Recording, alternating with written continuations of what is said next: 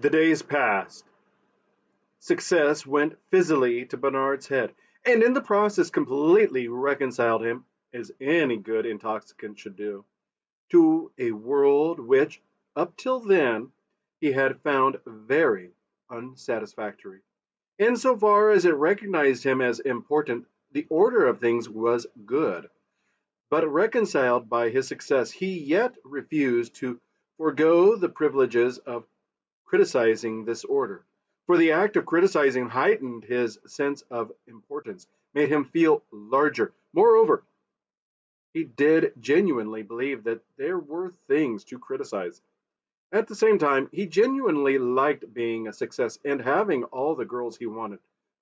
Before those who now, for the sake of the savage, paid their court to him, Bernard would parade a carping unorthodoxy. He was politely listened to, but behind his back people shook their heads. That young man will come to a bad end, they said, prophesying the more confidently in that they themselves would in due course personally see to it that the end was bad. He won't find another savage to help him out of a second time, they said. Meanwhile, however, there was the first savage. They were polite. And because they were polite, Bernard felt positively gigantic. Gigantic at the same time, light with elation. Lighter than air. Lighter than air, said Bernard, pointing upwards. Like a pearl in the sky, high, high above them, the weather department's captive balloon shone rosily in the sunshine.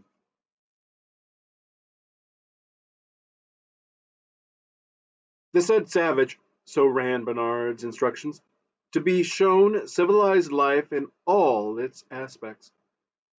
He was being shown a bird's eye view of it at present. A bird's eye view from the platform of the Charing Tea Tower. The station master and the resident meteorologist were acting as guides, but it was Bernard who did most of the talking. Intoxicated, he was behaving as though, at the very least, he were a visiting world controller, lighter than air. The Bombay Green rocket dropped out of the sky. The passengers alighted. 8 identical Dravidian twins in khaki looked out of the 8 portholes of the cabin, the stewards.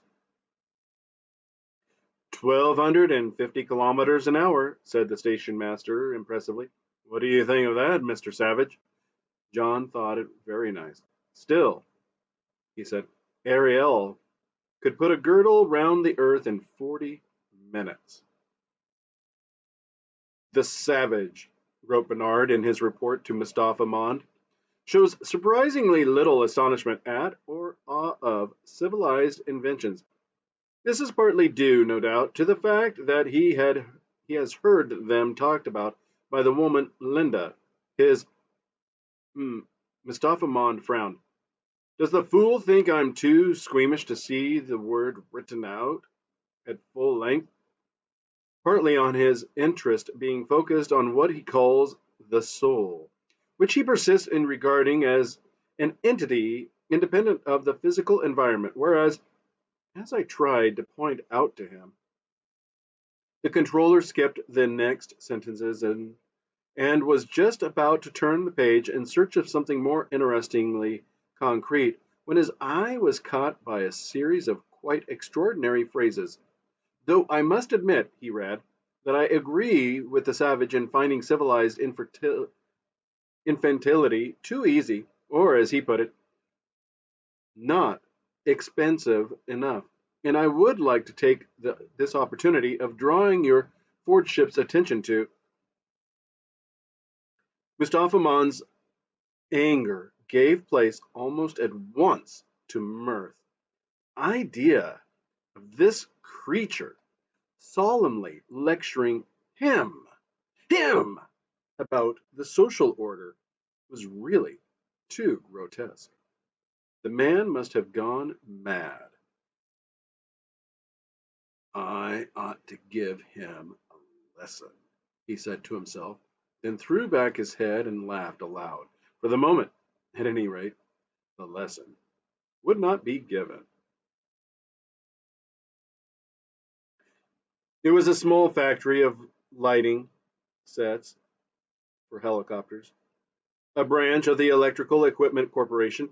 They were mad on the roof itself, for that circular letter of recommendation from the controller was magical in its effects. By the chief technician and the human element manager, they walked downstairs into the factory.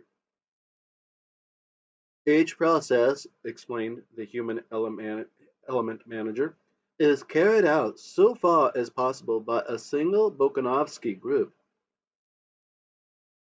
And, and in effect, 83 almost noseless black brachycephalic deltas were cold pressing. The 56 four spindle chucking and turning machines were being manipulated by 56 Aquiline and Ginger gammas. 107 heat conditioned Epsilon Senegales were working in the foundry. 33 Delta females, long headed, sandy, with narrow pelvises, and all within 20 millimeters of 1 meter 69 centimeters tall, were cutting screws. In the assembling room, the dynamos were being put together by two sets of Gamma Plus dwarfs. The two low work tables faced one another. Between them crawled the conveyor with its load of separate parts. 47 blonde heads were confronted by 47 brown ones, 47 snubs by 47 hooks, 47 receding by 47 prognathos chins.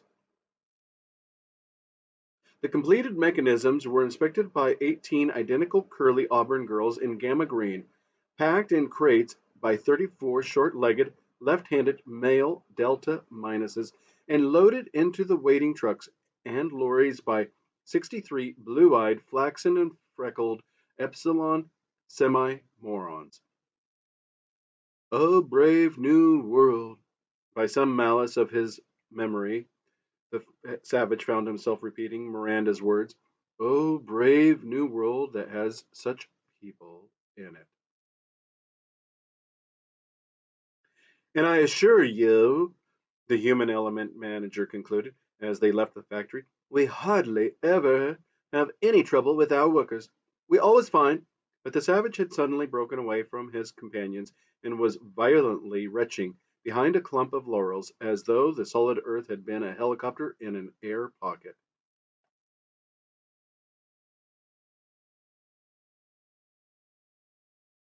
The savage, wrote Bernard, refuses to take Soma and seems much distressed because the woman, Linda, his remains permanently on holiday.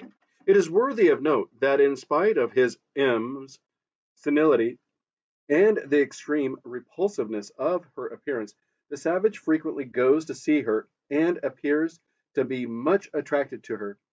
An interesting example of the way in which early conditioning can be made to modify and even run counter to natural impulses. In this case, the impulse to recoil from an unpleasant object.